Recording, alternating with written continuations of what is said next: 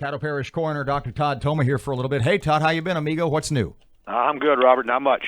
Me neither. Now you heard our segment earlier this morning where we basically were arguing about the value of the new state seatbelt law, and you sent Aaron a text. First of all, you've got more than a little background in this. Tell us what that is and where you were and what you did.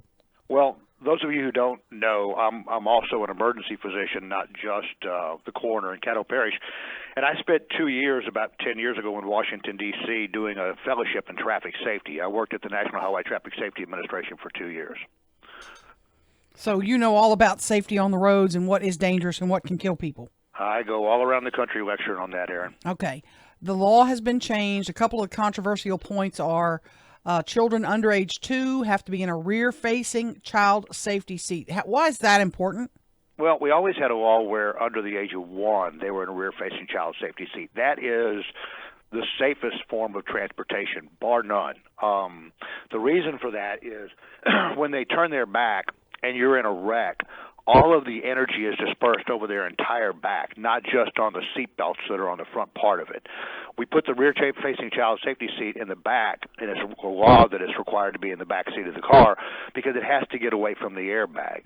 One of the things people don't understand is the airbag is a supplemental restraint system. It has SRS written on it. It's designed to work with seat belts. And when an airbag goes off, it deploys at about 200 miles per hour in about 1/25th of a second. It's a very, very violent explosion. So the idea is put kids, as long as you possibly can, in the safest form of transportation, which is a rear-facing child safety seat. The reason it wasn't 2 before was because we made smaller rear-facing child safety seats that couldn't accommodate a 2-year-old. Now they're bigger and they're better, and we can accommodate a child up to the age of 2 in a rear-facing child safety seat without them being at any higher risk. So once they've reached the age of 2 and you have to turn them around, they put them in a forward-facing child safety seat, which has a 5-point restraint on it, over both shoulders, across the lap, and one between the legs. That's what NASCAR drivers have. Mm-hmm. So the idea is it's a better form of restraint. So you keep a child in a forward-facing child safety seat until you can't do that again.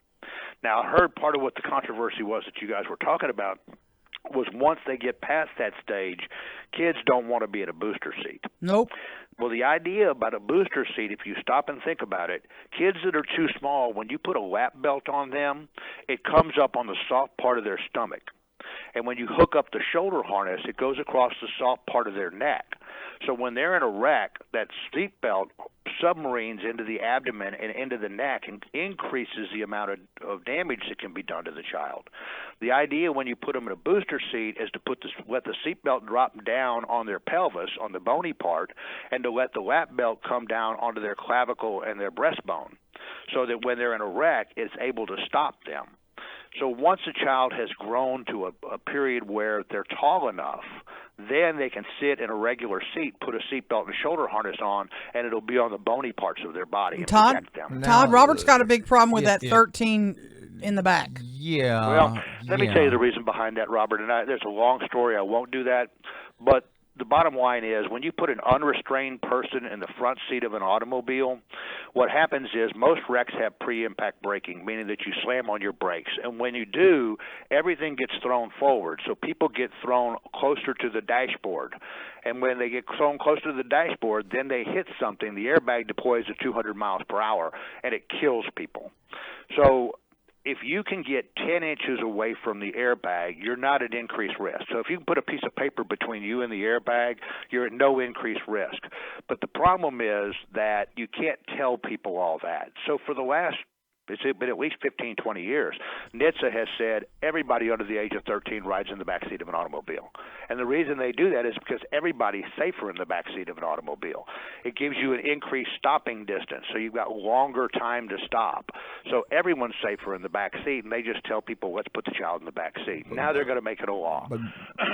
But I know a lot of 12-year-olds that are larger than a lot of grown women? Why don't we just do it by size? And I'm being kind of serious now.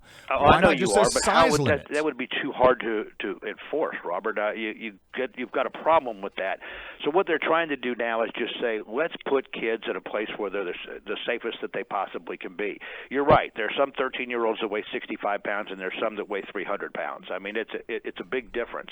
But you can't just enforce a law that says you have to be 4'6" and 85 pounds to be able to ride in the front seat of an automobile. So they just, as a general rule, say, let's put kids in the safest place that they can possibly be, and when they reach the age of 13, they can go in the front seat of an automobile. Now, I'm not trying to be absurd or silly here. Would we be at some point better served if we redesigned vehicles where, I mean, obviously, if the back seat is safer, then would we be better served if there were a lot more distance between the front seat and the front of the vehicle? So well, the problem that you've got there, we've already been doing that, Robert. If you stop and think about the front seat of an automobile, when you're in a bad wreck, there are side curtain airbags, there are side door airbags, there are knee bolster airbags under the dashboard, and there are airbags in both the dashboard and the steering wheel.